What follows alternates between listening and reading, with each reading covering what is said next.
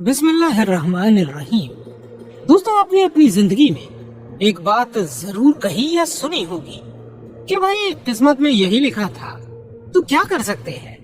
जो किस्मत में मंजूर होता है वही होता है। इस बात से साफ जाहिर होता है कि इंसान को मालूम है कि उसकी किस्मत लिखी गई है, और ये भी मालूम है कि लिखी किसने है, बेशक अल्लाह ने। पर क्या आप ये जानते हैं कि किस्मत आखिर कहाँ और किस पर लिखी गई है?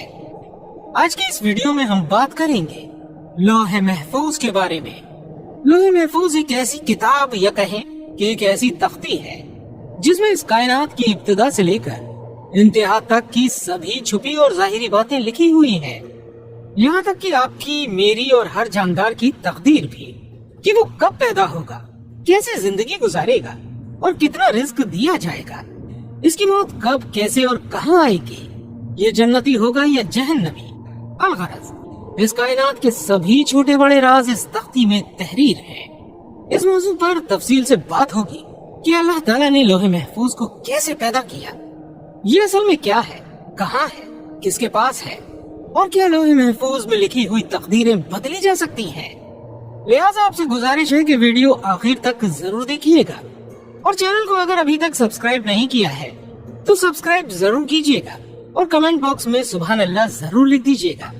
दोस्तों, जिस तरह हर मुसलमान अल्लाह ताला के एक होने पर और अल्लाह के रसूलों पर ईमान लाता है, इसी तरह उसके फरिश्तों पर, उसकी किताबों पर, लौह महफूज पर और आखिरत के दिन पर और मौत के बाद की जिंदगी पर भी हमारा मुकम्मल ईमान लाना बेहद जरूरी है। लौह महफूज दरअसल अरबी जबान का अल्फाज है। लौह के मानी तख्ती के हैं और महफूज उसे कहते हैं जिस चीज की हिफाजत की जाए। एक रिवायत में आता है कि अल्लाह पाक ने जमीन आसमान की तख्लीक करने से 50,000 साल पहले लौह महफूज को तख्लीक फरमाया। अल्लाह ताला ने जब कलम और लौह महफूज की तख्लीक फरमाई, उसके बाद कलम को हुक्म दिया कि लिख।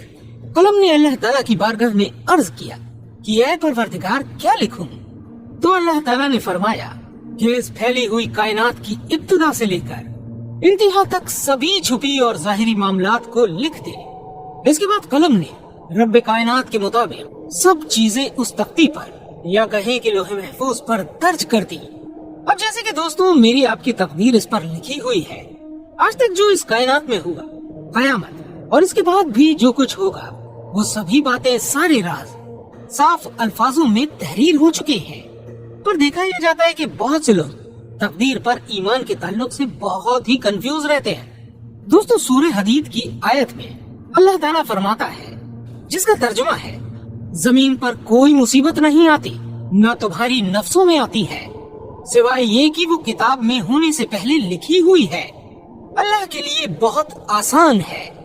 इस आयत में किताब से मुराद लौह महफूज है, और रब्बे कायनात ने बताया कि हर चीज उसमें होने से पहले लिखी हुई है। और अगली आयत में फरमाया, ताकि जो कुछ हाथ से छूट गया उस पर अफसोस करके मत बैठो, और जो कुछ तुमको इसने यानी अल्लाह ने दिया है उस पर इतराया ना करो। और अल्लाह किसी इतराने वाले और शेखी बघारने वाले को दोस्त नहीं रखता। अब लोग इस पर बोलते हैं कि जब सब कुछ पहले से ही लिखा हुआ है तो हम इसमें क्या करेंगे।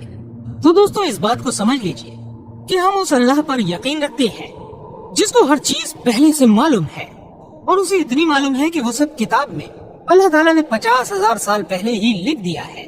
जैसे कि पिछली आयत में बताया गया कि अल्लाह के लिए ये आसान है।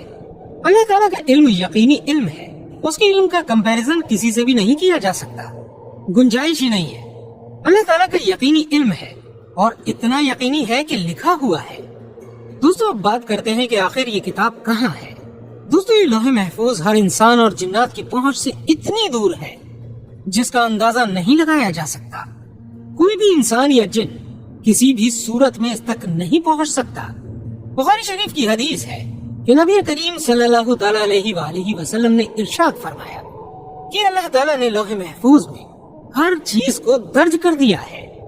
आसमान और जमीन को पैदा किया। सूरह बुरूज में अल्लाह पाक का इरशाद है, बल्कि ये कुरान है जो लौह महफूज में लिखा हुआ है। कुरान पाक की इस मुबारक आयत से हमें ये मालूम हुआ कि कुरान भी लौह महफूज पर लिखा हुआ है। इसी तरह दूसरी जगह قرآن میں لوح محفوظ کے بارے میں ذکر ہے اور ہم نے ہر چیز لوح محفوظ میں شمار کر رکھی ہے، یعنی اللہ تعالیٰ نے اس جہاں میں ہر چیز کے آنے سے پہلے ہی اس کا ذکر لوح محفوظ میں درج کر دیا تھا۔ اللہ تعالیٰ نے اس کتاب کو سفید موتیوں سے بنایا ہے، اس کے صفحات یعنی پیجز سرخ یاقوت سے، اور اس کا جو قلم ہے وہ نور سے بنایا گیا ہے، اور اس کی جو سیاہی ہے وہ بھی نور کی ہے۔ اور اللہ تعالیٰ ہر روز لوح محفوظ کی جانب 360 مرتبہ نظر فرماتا ہے، لہٰذا اللہ تعالیٰ کسی کو موت دیتا ہے، زندگی دیتا ہے، کسی کو عزت ذلت یا رزق دیتا ہے تو وہ کہتا ہے ہو جا، اور چیز ہو جاتی ہے۔ دوستو حدیث میں آتا ہے کہ لوح محفوظ کی لمبائی زمین اور آسمان اور چوڑائی مشرق اور مغرب کے برابر ہے۔ لوح محفوظ عرش کی دائیں اور لٹکی ہوئی ہے اور اس کی اصل ایک فرشتے کی گود میں ہے۔ حضرت ابن عباس رضی اللہ تعالیٰ عنہ بیان فرماتے ہیں کہ لوح محفوظ کے باہری حصے پر لکھا ہوا ہے کہ اللہ کے علاوہ کوئی عبادت کے لائق نہیں ہے، اس کا دین اسلام ہے اور محمد صلی اللہ علیہ وآلہ وسلم اس کے بندے اور رسول ہیں، لہذا جو کوئی بھی اللہ پر ایمان لائے گا، اس کے دعووں کو سچا جانے گا اور اس کے رسولوں کی اتباع کرے گا تو اللہ تعالیٰ اس کو جنت میں داخل کرے گا۔ دوستو اللہ تعالیٰ نے لوح محفوظ پر ڈیوٹی اپنے مقرر کیے فرشتے حضرت اسرافیل علیہ السلام کی لگائی ہوئی ہے، جیسے کہ حضرت ابو سنان رحمۃ اللہ علیہ فرماتے ہیں کہ اللہ تعالیٰ کی قریب چیزوں میں سے سب سے قریب چیز لوح محفوظ ہے جو عرش کے ساتھ لٹکی ہوئی ہے۔ اللہ تعالیٰ جب کسی چیز کا ارادہ فرماتا ہے تو لوح محفوظ حضرت اسرافیل علیہ السلام کے ماتھے سے آ لگتی ہے، جس سے حضرت اسرافیل علیہ السلام جو اللہ کی عظمت سے سر جھکائے بیٹھے ہوئے تھے اس کی طرف متوجہ ہوتے ہیں۔ اگر اس میں اللہ تعالیٰ کا حکم آسمان والوں کے لیے ہوتا ہے تو اسرافیل علیہ السلام یہ کتاب میکائیل علیہ السلام کے سپرد کر دیتے ہیں، اور حکم جب زمین والوں کے متعلق ہوتا ہے تو حضرت اسرافیل علیہ السلام اس حکم کو حضرت جبرائیل علیہ السلام کے سپرد کر دیتے ہیں۔ قیامت کے دن لوح محفوظ کا حساب کتاب سب سے پہلے ہوگا۔ قیامت کے دن جب اللہ تعالیٰ لوح محفوظ کو حساب کے لیے بلائے گا تو وہ کانپ رہی ہوگی۔ اللہ تعالیٰ لوح محفوظ سے فرمائے گا کیا تو نے میرے حکم پہنچا دیے تھے؟ لوح محفوظ اللہ تعالیٰ کی بارگاہ میں عرض کرے گی ہاں بالکل یا رب العالمین۔ فرمایا جائے گا تیرے حق میں کوئی ہے جو گواہی دے گا؟ تو وہ اللہ تعالیٰ کی بارگاہ میں حضرت اسرافیل علیہ السلام کا نام عرض کرے گی۔ اس کے بعد حضرت اسرافیل علیہ السلام کو گواہی کے لیے بلایا جائے گا۔ حضرت اسرافیل علیہ السلام اللہ سے ڈر رہے ہوں گے، ان سے رب کائنات کا سوال ہوگا کیا لوح محفوظ نے تم کو میرے سارے احکامات پہنچا دیے تھے؟ حضرت اسرافیل علیہ السلام اللہ تعالیٰ کی بارگاہ میں عرض کریں گے ہاں بالکل یا رب العالمین۔ اس کے بعد لوح محفوظ کہے گی سب طرح کی تعریف اس اللہ کے لیے جس نے مجھے برے عذاب سے نجات عطا فرمائی، اور پھر اس کے بعد ایسے ہی حساب اور کتاب کا سلسلہ قائم ہو جائے گا۔ اب ایک سوال جو سب سے زیادہ انسان کے ذہن میں آتا ہے وہ یہ ہے کہ جب تقدیر لکھی جا چکی ہے تو کیا اس تقدیر کو بدلا جا سکتا ہے؟ کیا واقعی دعائیں تقدیر بدلنے کی طاقت رکھتی ہیں؟ روایت میں آتا ہے کہ تقدیر 3 قسم کی ہوتی ہے۔ پہلی تقدیر وہ ہوتی ہے جو عام انسانوں کی دعاؤں کے ذریعے اللہ بدل دیتا ہے، جو انبیاء علیہ السلام اور اللہ کے نیک بندوں یعنی ولی اللہ کی دعاؤں سے بدل جاتی ہے۔ وہ تقدیر کی دوسری قسم ہے۔ یہ تقدیر کی وہ قسمیں ہیں جن کو دعاؤں سے بدلا جا سکتا ہے، لیکن تقدیر کی ایک اور قسم ہے جسے بدلا نہیں جا سکتا، اور وہ لوح محفوظ پر تحریر ہے۔ اس کو مثال سے سمجھتے ہیں۔